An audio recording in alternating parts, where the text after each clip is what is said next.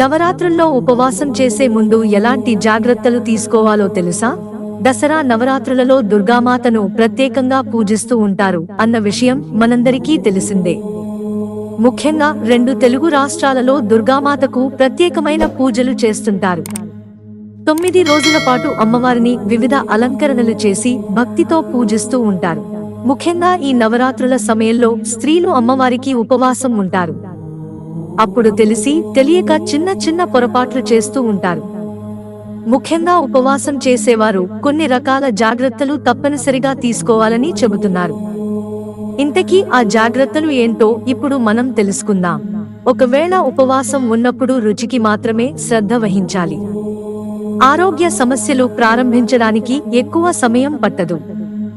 దుర్గాదేవిని పూజించే ఈ సమయంలో శారీరక, మానసిక ఆరోగ్యాన్ని కాపాడుకోవడం చాలా ముఖ్యం.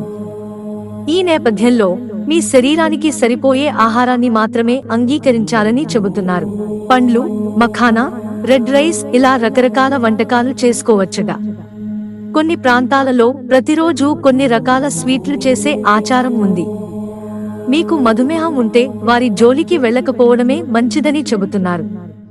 కనీసం గత 3 రోజులలో మీరు చాలా తీపి ఆహారాన్ని కోరుకోరు. అలాగే ఉపవాస సమయంలో వేపుడు పదార్థాలు కూడా తినకూడదు. చక్కెర ఆహారాలకు దూరంగా ఉండడం మంచిది. మీరు ఉపవాసం ఉండకపోయినా అతిగా తినే అలవాటు మంచిది కాదు అని చెబుతున్నారు. కొందరు ఉపవాసం ఉన్న సమయంలో ఒక పూట మాత్రమే ఉపవాసం ఉండి మిగిలిన పూటల్లో ఫుల్గా తినేస్తూ ఉంటారు. ఉపవాసం ఉంటే అతిగా తినడం మంచిది కాదు.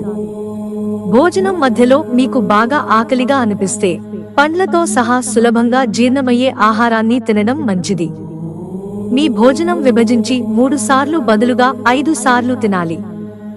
నట్స్ తీసుకోవడం చాలా మంచిది. దీనివల్ల శరీరంలో ఉత్సాహం ఉంటుందని చెబుతున్నారు. అలాగే సమయంలో ప్రాసెస్ చేసిన ఆహారాలు తినకపోవడమే మంచిది. చిప్స్ వంటి ప్రాసెస్ చేసిన ఆహారాలలో ఉప్పు, కొవ్వు తప్ప మరేమీ ఉండవు. వీటిని నాణ్యత లేని నూనెతో తయారు చేస్తారు. వీటిని తీసుకోవడం వల్ల శరీరం తేలికగా ఉండదు, అనారోగ్యం ఏర్పడుతుంది, శారీరక అసౌకర్యం ఉంటుందని చెబుతున్నారు. అలాగే ఉపవాసం ఉన్న సమయంలో నీరు ఎక్కువగా తాగడం మంచిదని చెబుతున్నారు. అలాగే పండుగ సమయాల్లో ఎక్కువసేపు నిద్ర మేల్కొని ఉండడం వల్ల ఎసిడిటీ, గ్యాస్ట్రిక్ బలహీనత, తలనొప్పి వంటి సమస్యలు వస్తాయట. కాబట్టి మీ ఆరోగ్య పరిస్థితుల రీత్యా వైద్యుల సలహా మేరకు ఉపవాసం ఉండాలని తెలుసుకుని ఉపవాసం ఉండటం మంచిది. మిత్రులారా, ఛానల్ సబ్స్క్రైబ్ చేసుకోవడం మర్చిపోకండి. ధన్యవాదాలు.